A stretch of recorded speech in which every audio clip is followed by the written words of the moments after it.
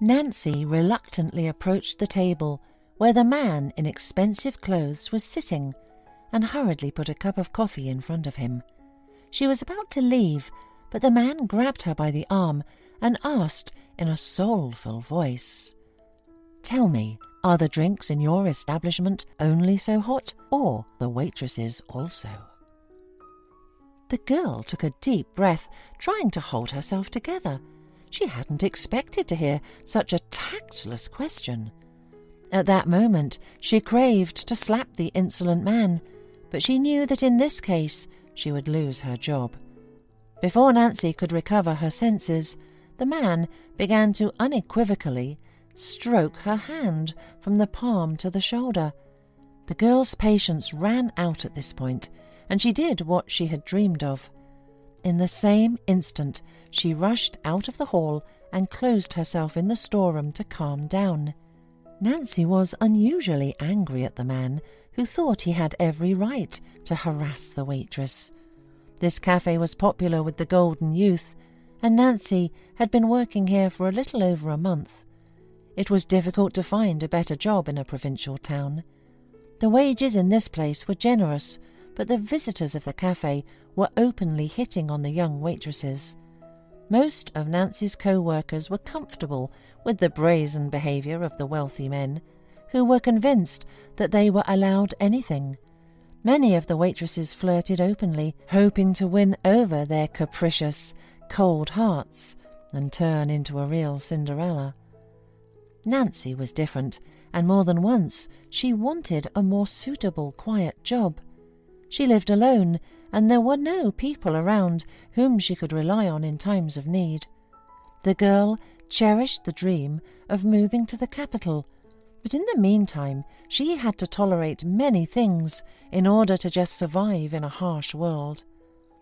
A few minutes later, Nancy's colleague walked into the storeroom. She looked at her with a reproaching look. "Nancy, what have you done? Do you realize that now you will be in big trouble?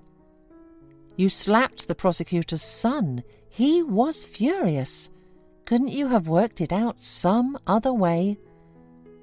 "Let the trouble be," Nancy replied in a trembling voice. "I won't let anyone humiliate me or disrespect me. Just because I'm a waitress doesn't mean I'm not human. I didn't show that I could be treated that way." 10 minutes later, the administrator, Cynthia, asked Nancy to help the cooks assemble the order in the kitchen. Soon, Nancy heard noise coming from the hall and decided to find out what was going on. Maybe the prosecutor's son had decided to make a scandal and get her kicked out of here right away. Looking out into the hall, the girl saw Cynthia shouting indignantly at the poorly dressed elderly woman, shrinking and frightened looking at her. "Get out of here! This is no place for you! How dare you come into a respectable place where decent people take a rest?" "Honey, please don't chase me away," pleaded the elderly woman desperately. "I have nowhere to go. I won't disturb anyone. I'll just sit a little, get warm, and go away." Nancy was dumbfounded with surprise. The girl could not understand how Cynthia could treat a defenseless, needy person so cruelly. The elderly woman had bitter tears streaming down her cheeks, and it was obvious that she had spent a lot of time in the frost and had frozen almost to death. Nancy felt genuinely sorry for her and quickly walked up to Cynthia, who was turning red with anger. "Cynthia, how dare you? Stop it immediately!" She remembered how Cynthia behaved with the rich clients, and she was disgusted by this duplicity. There was no dress code in the cafe, and no one told them to kick out the poorly dressed people. Maybe the elderly lady came in just to get a cup of hot tea and keep warm. "Nancy, go back to the kitchen and mind your own business. If you stick up for the homeless, you'll end up on the street yourself. We are not a charity for the homeless and destitute old woman." Nancy had to go back to the kitchen in silence. She felt disgusted by her helplessness. She glanced at her watch and breathed a sigh of relief when she realized that her shift was over. She quickly took the last order and hastily changed her clothes and left. It was unusually cold outside on a late December evening. The snow lay in a thick layer, and a blizzard had been raging relentlessly since dinner. Nancy shuddered with all her body when she noticed on the bench the woman that Cynthia had recently kicked out of the cafe. Without a second's hesitation, Nancy approached the elderly woman. "Excuse me, I live not far from here. If you have nowhere else to go, you can keep me company. I'll treat you to a nice meal, and you can rest and sleep in peace." Mrs. Gilbert looked at Nancy cautiously and distrustfully, and after thinking for a few seconds, she nodded in agreement. The girl took the elderly woman to her house. She hurriedly heated dinner and fed her to her heart's content, and then turned on the kettle and took raspberry jam out of the fridge. "Thank you. You fed me, gave me hot tea and kept me warm. God give you happiness and health, sweetheart," murmured the elderly woman in a trembling voice, looking at Nancy with gratitude. "Fate sometimes strokes a person on the head, and sometimes hits him on the back. I lived with my daughter and her husband, but they were addicted to alcohol. My daughter regularly took my pension, but this time I decided to save money for a rainy day. Unfortunately, my son-in-law found the money and stole it, and my daughter kicked me out of the house, saying that I was going to live off them, that I was a freeloader and a burden. A couple of years ago, she convinced me that I should sign the apartment over to her. She said that in this case, the size of my pension would increase. I did so, but my pension remained the same. Now I have nowhere to go, nowhere to live on. I feel my death is coming. No one will bury me. There is only hope in God. I always felt sorry for those who lived in nursing homes. I was confident that wouldn't happen to me, and now I desperately dream of going there. I'd rather be there." Nancy listened in amazement to Mrs. Gilbert's sad story. She felt hurt and pity for the elderly woman who at the end of her life had lost everything she had dear and was left alone. Although Nancy lived modestly and had barely enough money to live on, she decided that she would not let Mrs. Gilbert leave. The girl was sure that the elderly woman would not survive outdoors in this bitter cold. Besides, the kindest, most magical holiday, which Nancy sincerely loved, was approaching. No one could turn their back on those who are weaker, especially at Christmas time. So, Mrs. Gilbert stayed at Nancy's place. The girl was rarely at home. She worked tirelessly. The elderly woman also did not sit idly by. She cooked food, baked cakes and buns for tea. Nancy always dreamed of grandparents, which she did not have, and Mrs. Gilbert became her true grandmother. One day, during an evening tea party, Mrs. Gilbert took a beautiful gold pendant with a bright blue stone out of her pocket and handed it to Nancy. The girl looked at the elderly woman puzzled and asked, "Mrs. Gilbert, what is it?" "Take it, honey. Now this pendant is yours. You have deserved it. You have an unusually kind heart. May it bring you good luck. Keep you safe." "What are you?" Nancy exclaimed confusedly, with her eyes rounded in surprise. "I cannot accept such an expensive gift. I don't need anything. After all, I have accepted you into my home from the bottom of my heart." "Don't refuse, Nancy. This pendant is a family heirloom. I have no one but you now. You have become like a granddaughter to me, so the pendant should go to you from me." Nancy was pleased to hear that the elderly woman considered her a family member, but she was still uncomfortable.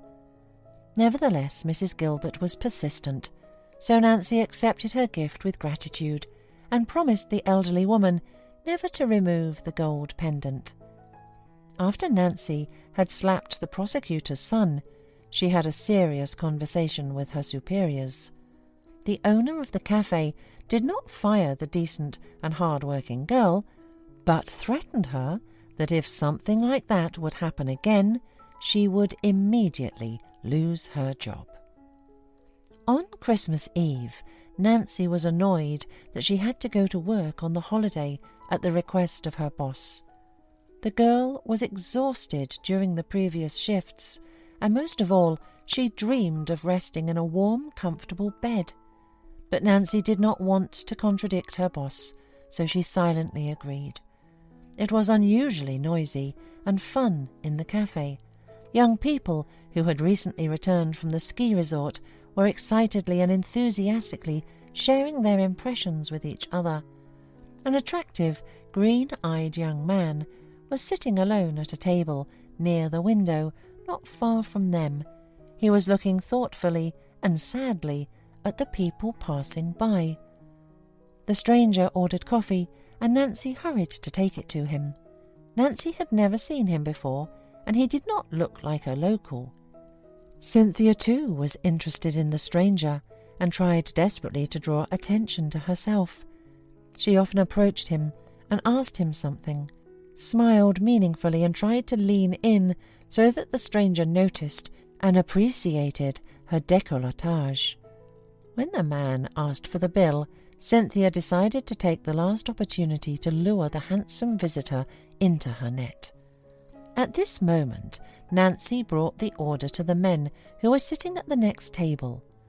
As she was about to leave, one of them said in a defiant tone, "Hey, where are you rushing to, babe? Keep us company. There's no free chair, but you can sit comfortably on my lap. You turned down the prosecutor's son, but you can't turn me down." Nancy instantly got angry, but she gathered her will in a fist and kept silent, remembering the recent conversation with her bosses. She couldn't afford to lose her job, which was her only source of income. She tried to leave with a nonchalant look, but she could not, as one of the men suddenly tripped her. The girl flew swiftly downward, but was able to avoid the fall thanks to a stranger.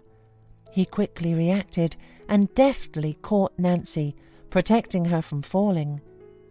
In his arms, Nancy fell into a stupor, and losing track of time, plunged into a maelstrom of green eyes.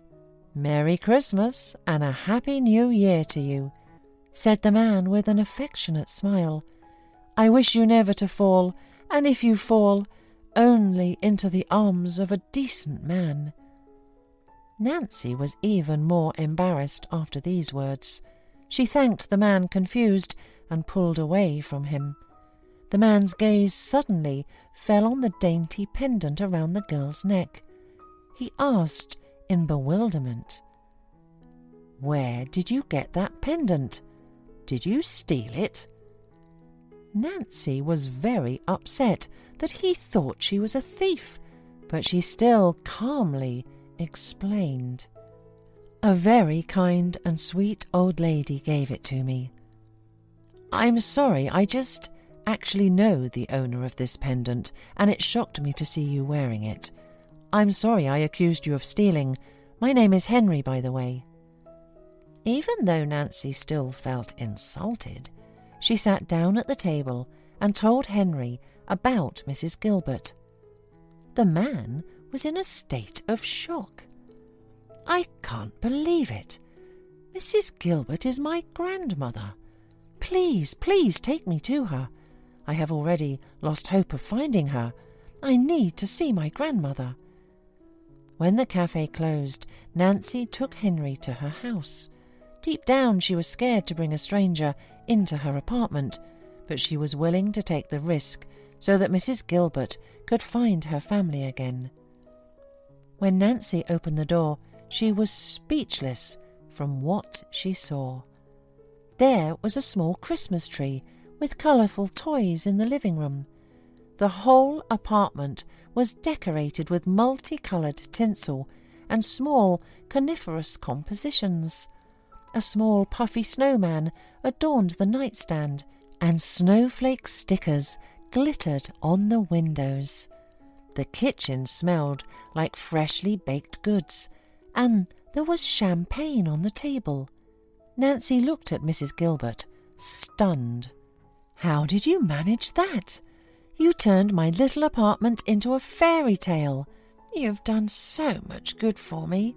I wanted to make you happy, kiddo," replied Mrs. Gilbert in a joyful voice, and suddenly she saw her grandson.